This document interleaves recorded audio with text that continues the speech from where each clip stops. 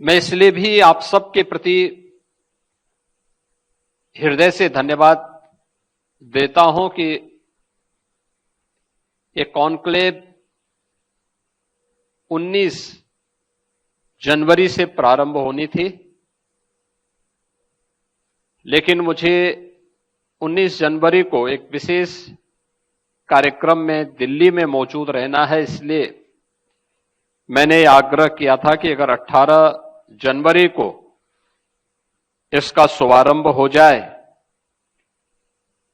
तो मुझे भी इस आयोजन में भाग लेने का अवसर प्राप्त हो जाएगा। और आप सब ने मेरे अनुरोध को स्वीकार किया। इतने बड़े पैमाने पे आप यहां पर एकत्र हुए, और वह भी तब जब कल से आपने देखा होगा कि विजिबिलिटी मॉर्निंग के समय में काफी कम रह पा रही है। उन स्थितियों में भी आप सबकी उपस्थिति हम सबको उत्साहित करती है। मैं इसके लिए हृदय से आप सभी को धन्यवाद देता हूं और आपकी उपस्थिति के लिए आपका अभिनंदन भी करता हूं। हमारे लिए ये कॉन्क्लेव महत्वपूर्ण इसलिए भी है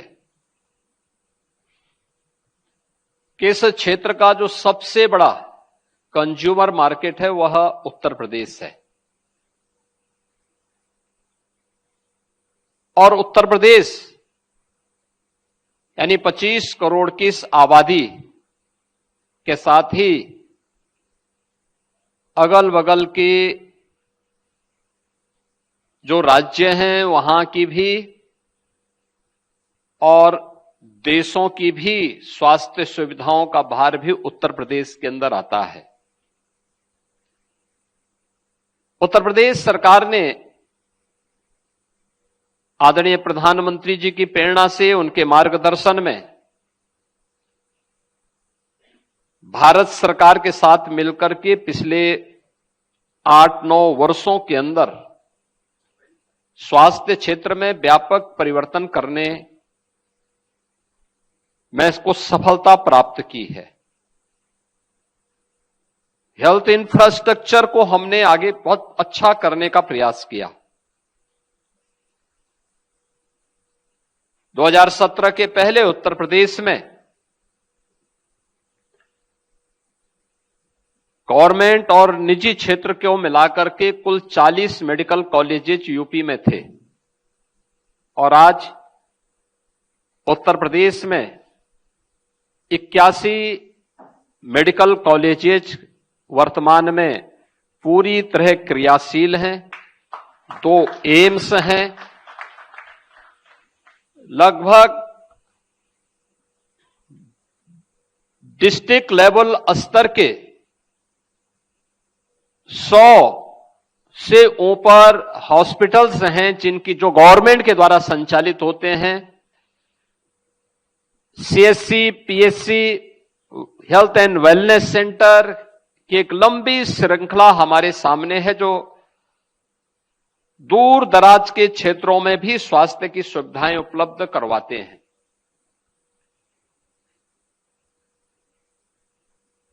मैंने जो प्रारंभ में कहा कि 25 करोड़ की आबादी अकेले उत्तर प्रदेश की, और पिछले 11 वर्ष के अंदर देश के अंदर इस क्षेत्र में हुए व्यापक परिवर्तन के कारण आज लोगों के लिए स्वास्थ्य की सुविधा उपलब्ध कराना बहुत आसान हुआ है। याद करिए,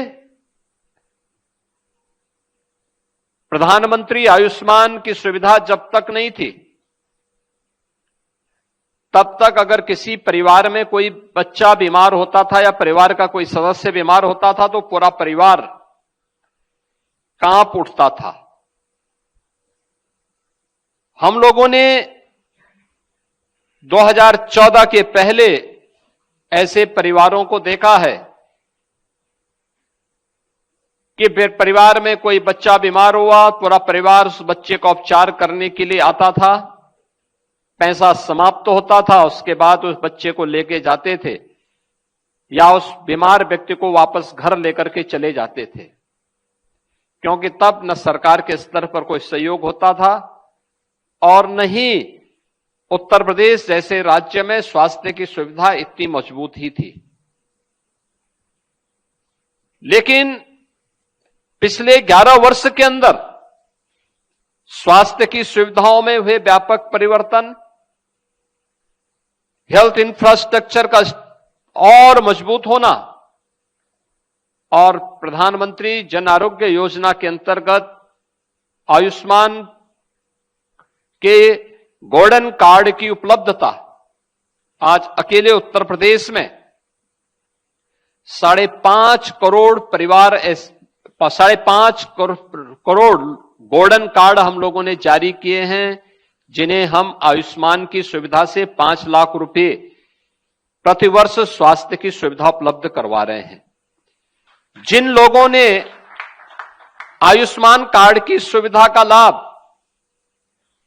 अगर वह पात्रता की श्रेणी में आता है और उसे नहीं प्राप्त हुआ तो हमने उसे मुख्यमंत्री जन आरोग्य योजना से कवर भी किया है।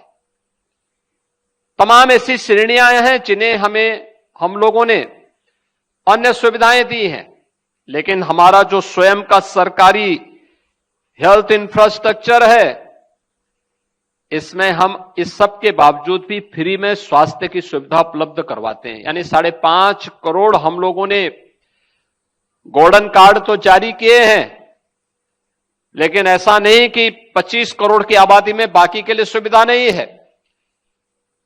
सभी लोगों के लिए मेडिकल कॉलेजेज हो, डिस्ट्रिक्ट हॉस्पिटल हो, सीएससी हो, पीएससी हो, हेल्थ एंड वेलनेस सेंटर हो, इन सभी में स्वास्थ्य की सुविधा यहां पर फ्री में उपलब्ध करवाई जाती है। सभी नागरिकों को बिना किसी भेदभाव के उपलब्ध करवाई जाती है। इसके परिणाम भी सामने आए हैं। उत्तर प्रदेश के अंदर स्वास्थ्य के क्षेत्र में इस हुए परिवर्तन का परिणाम है कि मातृ मृत्यु दर को नियंत्रित करने में, शिशु मृत्यु दर को नियंत्रित करने में, संस्थागत प्रसव को नेशनल एवरेज के समकक्ष लाने में उत्तर प्रदेश ने सफलता प्राप्त की। कई जनपद उत्तर प्रदेश के ऐसे हैं जिन्होंने ट्यूबरक्लोसिस को पूरी तरह नियंत्रित करने में सफलता प्राप्त कर ली है। उत्तर प्रदेश के अंदर वेक्टर बॉर्न डिजीज की एक लंबी श्रृंखला यहां देखने को मिलती थी।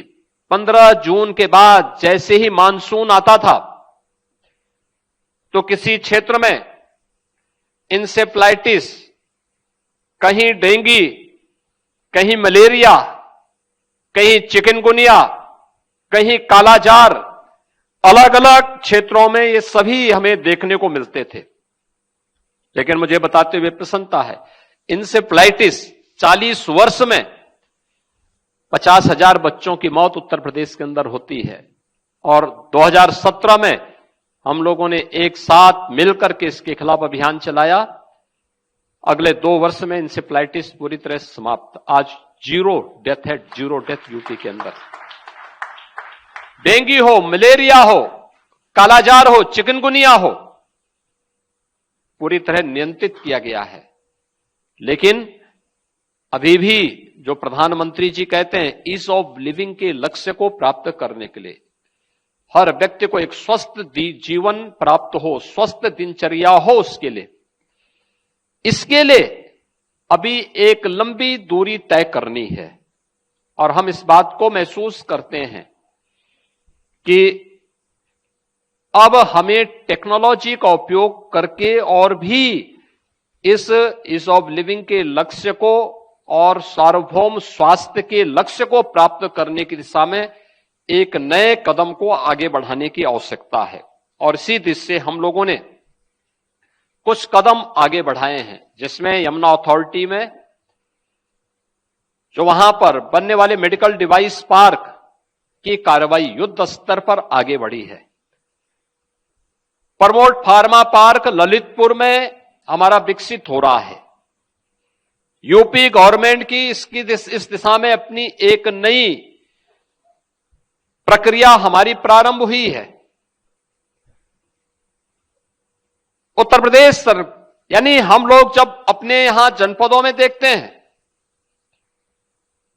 दूर दराज के क्षेत्र में, अभी मैं देख रहा था यहां पे जो डिवाइस लगाई गई हैं, अलग अलग जो स्टार्टअप अलग अलग लोगों ने या हमारे यूथ ने विकसित किए हैं, स्क्रीनिंग की प्रक्रिया टेक्नोलॉजी का और उसका स्वयं का स्मार्टफोन या टूल के माध्यम से कैसे स्क्रीनिंग की इस प्रक्रिया के साथ जुड़ करके वह इस लक्ष्य को आसानी से अचीव करने में सहयोग कर सकता है।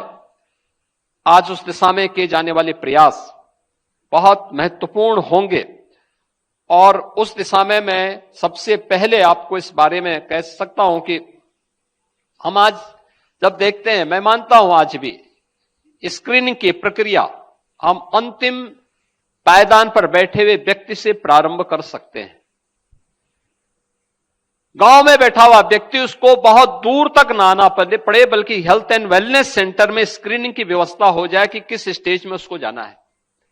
हमने इंसेफ्लाइटिस को नियंत्रित करने में सफलता इसलिए प्राप्त की, हमने कहा भाई ये इंसेफ्लाइटिस का ये पेशेंट है, इसको सबसे पहले समय पे इसको डिटेक्ट करो, समय पे उपचार हो जाए और लोकल सेंटर में उपचार हो। ऐसा नहीं कि उपचार करने के लिए 50 किलोमीटर दूर जा रहा है, अगर 1 किलोमीटर की दूरी पर उसका पीएचसी है या हेल्थ एंड वेलनेस सेंटर है तो वहीं पे उसको उपचार की सुविधा प्राप्त होनी चाहिए। आप आश्चर्य करेंगे, ये प्रक्रिया जब सख्ती से लागू की गई और ये तय किया गया कि डिस्ट्रिक्ट हॉस्पिटल या मेडिकल कॉलेज में कोई भी पेशेंट आता है तो उसकी यह पता लगना चाहिए कि किस गांव से आया है और उसकी बीएसटी लिखी होनी चाहिए कि कौन डॉक्टर इसको रिफर कर रहा है। और अगर बिना बताए वहां से कोई व्यक्ति आ गया तो उसको एडमिट मत करो, वापस भेजो, और अगर वहां कोई उसको पूछने वाला नहीं तो उनकी जवाबदेही तय करो जो फील्ड लेवल का हेल्थ वर्कर है। परिणाम क्या हुआ? ट्रेनिंग की प्रक्रिया के साथ जोड़ा गया। परिणाम क्या हुआ? मात्र 2 वर्ष में, 40 वर्ष में जो बीमारी एक महामारी बन चुकी थी, 50,000 मासूम बच्चों को खो चुका था जो यूपी, उस बीमारी को मात्र 2 वर्ष के अंदर हम लोगों ने नियंत्रित कर लिया, पूरी तरह समाप्त कर दिया। और मेरा मानना है टेक्नोलॉजी से संभव है। आज तो हमारे पास टेक्नोलॉजी है। मैं दुनिया के सबसे प्राचीन विश्वविद्यालय तक्षशिला विश्वविद्यालय की उस एक घटना का जिक्र जरूर करूंगा इस अवसर पर आपसे, और आज के दिन पे टेक्नोलॉजी से हम उसको कैसे आसानी से प्राप्त कर सकते हैं। कहते हैं वहां पर तक्षशिला विश्वविद्यालय दुनिया के सबसे प्राचीनतम विश्वविद्यालयों में है। उसका जो कार्यकाल है आज से 2500 वर्ष पुराना है। तक्ष ये भगवान श्री राम के छोटे भाई भरत के पुत्र के नाम पर तक्षशिला, और तक्षशिला ये तक्षशिला विश्वविद्यालय दुनिया के प्राचीनतम विश्वविद्यालयों में एक था। उसने दुनिया को सर्वश्रेष्ठ वैज्ञानिक दिए, अभियंता दिए, व्याकरण की यानी पाणिनि का व्याकरण भी उसी विश्वविद्यालय की देन है।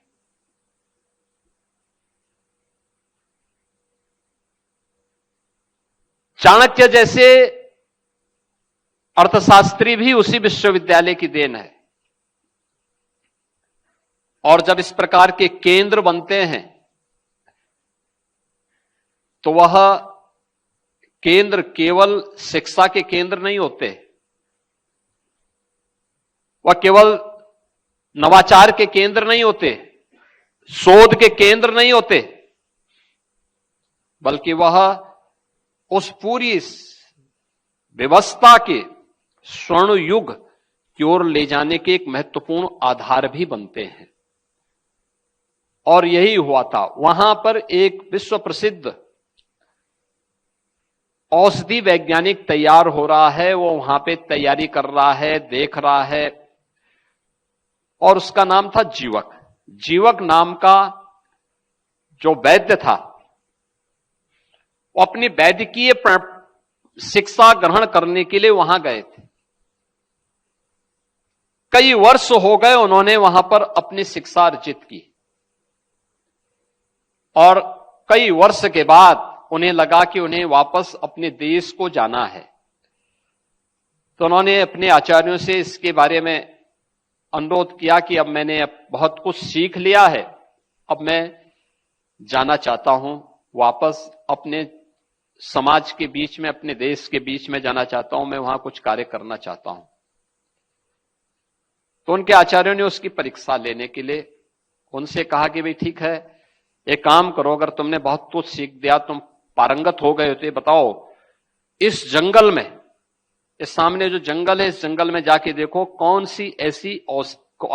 सा ऐसी वनस्पति है जिसमें औषधीय गुण नहीं है, उसको ढूंढ के लाओ।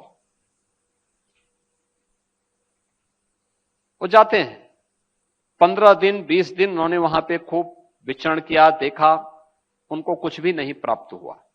उन्होंने कहा कि नहीं, वापस आते हैं। वापस आने के बाद उन्होंने अपने आचार्य से एक ही बात कही। वापस आए तो आचार्य से उन्होंने कहा कि कोई भी ऐसी वनस्पति नहीं है जिसमें औषधीय गुण का तत्व मौजूद न हो। यानी उन्होंने उस बात को किस रूप में प्रस्तुत किया? नास्ति मूलो अनौषधय, यानी कोई भी मूल ऐसा नहीं, कोई भी वनस्पति ऐसी नहीं जिसमें औषधीय गुण न हो। और यही उनके पारंगत होने का, यानी यही उनका प्रमाण था कि हां, अब आप योग्य वैद्य हो गए हैं, अब आप समाज की सेवा सही ढंग से कर पाएंगे। और यही उनके आचार्य ने उनको कहा कि भाई अब आप जाइए, आप योग्य वैद्य के रूप में समाज की सेवा कर पाएंगे। और मैं कहता हूं, मैं बार बार इस बात को कहता हूं, भारतीय मनीषा हमेशा इस बात को कहती है, अगर नास्ति मूलो अनौषधय है तो हम इस बात को मानते हैं कि भारतीय मनीषा तो इस बात को मानती है कि अयोग्यो पुरुषो नास्ति, यानी कोई अयोग्य नहीं है, बशर्ते अयोग्य तभी कोई है जब तक कोई योजक नहीं है। एक योग्य योजक के रूप में आज सरकार की पॉलिसी आपके सामने है, सरकार की उस फील्ड से जुड़े हुए कार्य भी आपके सामने हैं। और उत्तर प्रदेश जैसे राज्य में, जो देश का सबसे बड़ा कंज्यूमर मार्केट है, यानी मैं कह सकता हूं कि आज के दिन पे उत्तर प्रदेश का मतलब केवल 25 करोड़ की आबादी का राज्य नहीं है। यहां पे स्वास्थ्य सुविधाओं का उपभोग लगभग 35 करोड़ से अधिक लोग करते हैं। यूपी की जो ये हेल्थ इंफ्रास्ट्रक्चर है, इन सब का उपयोग इतने लोग करते हैं। आप आइए यूपी के अंदर, मेडिकल डिवाइस पार्क है, प्रमोट फार्मा पार्क है, या इस फील्ड में जुड़े हुए अलग अलग उसमें, मेरा मानना है कि उत्तर प्रदेश आज आदरणीय प्रधानमंत्री जी के इस विजन को आगे बढ़ाने में सफल हो सकता है। यह संभव है, मैं इस बात को मानता हूं। थोड़ी सी हम लोगों को उस दृढ़ इच्छा शक्ति के साथ कार्य करने की आवश्यकता है। स्क्रीनिंग की प्रक्रिया हमारी गांव गांव में बैठ के हो सकती है। एक छोटा सा उदाहरण मैं उसका आपको देना चाहूंगा, वह है कोविड कालखंड का। और कोविड कालखंड में हम लोगों ने इस बात को देखा था, हम लोगों ने उस समय एएनएम आशा वर्कर का बेहतर उपयोग किया था। हम लोग इस बात को मानते थे, यूपी जैसे राज्य में लोग चिंतित थे कैसे कोविड को नियंत्रित करेंगे। हम लोगों ने कहा हम करेंगे। हम लोगों ने सभी हेल्थ वर्कर्स से कहा था, जो फील्ड लेवल के हेल्थ वर्कर्स थे, उनसे हमने कहा भाई आपको जो सुविधा चाहिए आप सरकार से बोलिए, सरकार आपको सभी प्रकार की सुविधाएं देंगे। कोर्ट ने उन्हें बाद में, माननीय न्यायालय ने उन्हें बाद में सुरक्षा का कवर दिया था। हम लोगों ने पहले उन्हें सुरक्षा का कवर उपलब्ध करवा दिया था कि दुर्भाग्य से अगर किसी की मौत होती है तो सरकार उसकी जिम्मेदारी लेगी, सरकार उनको हर प्रकार से सुरक्षा का कवच देगी। और परिणाम इतना बेहतरीन कार्य उन्होंने किया था। वे घर घर जाती थी, स्क्रीनिंग करती थी। कहीं कोई फीवर का पेशेंट है, कहीं कोई खांसी का पेशेंट है, कहीं कोई इस प्रकार का पेशेंट, उसको लाकर के तुरंत उपचार शुरू कर देते थे। उन्हें घर से अलग उनकी व्यवस्था कर देते थे, क्वारंटीन कर देते थे। परिणाम क्या था? 25 करोड़ की इस आबादी में हम लोग बेहतरीन प्रबंधन करने में सफल हुए थे। और मेरा मानना है कि ये चीजें संभव है। स्क्रीनिंग की इस प्रक्रिया को हम आज हर व्यक्ति के पास स्मार्टफोन है, उस स्मार्टफोन के माध्यम से और आसान कर सकते हैं।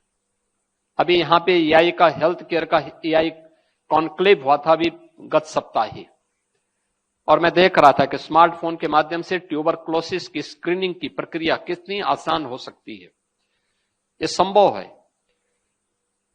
टेली कंसल्टेशन के माध्यम से हम लोग सामान्य पेशेंट को, जिसको केवल वायरल फीवर हो गया, सर्दी जुकाम हो गया, वह क्यों किसी टर्सरी केयर के सेंटर में जाकर के वहां के अन्य लोगों के समय को किल करे। उसकी स्क्रीनिंग उसी स्तर पर हो सकती है, हेल्थ एंड वेलनेस सेंटर पर, गांव के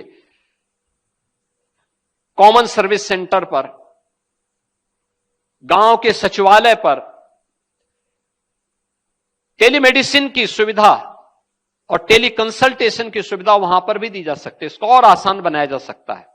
इस दिशा में और अच्छे कार्य आगे बढ़ाए जा सकते हैं, और जहां पर फिर ये प्रक्रिया आगे बढ़ सकती है। बहुत बड़ा फील्ड है, न केवल यूपी के लिए बल्कि देश के लिए भी और दुनिया के लिए भी। आप बेहतरीन मेडिकल डिवाइस बना सकते हैं। प्रमोट फार्मा पार्क के माध्यम से यहां पर अच्छी औषधियों का निर्माण कर सकते हैं। और ये तो आप देखिए, इस बात को जानते ही हैं कि जब क्राइसिस होती है तो याद रखना, हर व्यक्ति अपनी मोनोपोली करेगा। दुनिया आपके साथ वही व्यवहार करेगी जो आप लोगों ने कोविड कालखंड में देखा है, झेला है। और जिस विपरीत परिस्थितियों का उस समय हम लोग इस बात को देखते थे कि लंबे समय तक हम लोगों को झेलना पड़ा था। उस समय सेमीकंडक्टर के उसमें, जब उस समय उनकी डिवाइस और कंडक्टर नहीं मिल पा रहे थे, आपने देखा होगा सारे इलेक्ट्रॉनिक आइटम बंद हो गई थी, एकदम बंदी की कगार पर पहुंच गई थी। क्योंकि बहुत सारे जो जिनकी मोनोपोली थी वे लोग जबरन इसमें कर रहे थे, नहीं दे रहे थे, प्रोडक्शन नहीं कर रहे थे, सप्लाई नहीं कर रहे थे, सप्लाई चेन उन्होंने बाधित कर दी थी। हमें स्वयं भी इस दिशा में आत्मनिर्भरता के लक्ष्य को प्राप्त करना होगा। और आज के दिन पे आवश्यक है कि अगर हम यहां पे तो करें, मेक इन इंडिया के लिए तो हम करें ही, प्रधानमंत्री जी के इस विजन को तो कार्य करें ही, लेकिन साथ साथ में फॉर द वर्ल्ड के लिए भी अगर हम कुछ कर पाएंगे, उस दिशा में आगे बढ़ पाएंगे, तो एक बहुत बड़ा केंद्र भारत बन सकता है, उत्तर प्रदेश बन सकता है। और उत्तर प्रदेश सरकार इस बारे में आप सबको आमंत्रित करती है कि आप उत्तर प्रदेश में आइए। मैं आपको इस बात के लिए आश्वस्त करता हूं, एक बेहतरीन इंफ्रास्ट्रक्चर मिलेगा, सुरक्षा का बेहतरीन वातावरण मिलेगा, सिंगल विंडो की सुविधा आपको प्राप्त होगी यूपी के अंदर। कहीं भी आपको दूसरे टेबल में जाने की आवश्यकता नहीं पड़ेगी, और एक समय सीमा के अंदर इन सभी कार्यों को उत्तर प्रदेश के अंदर हम लोग करके दिखाएंगे।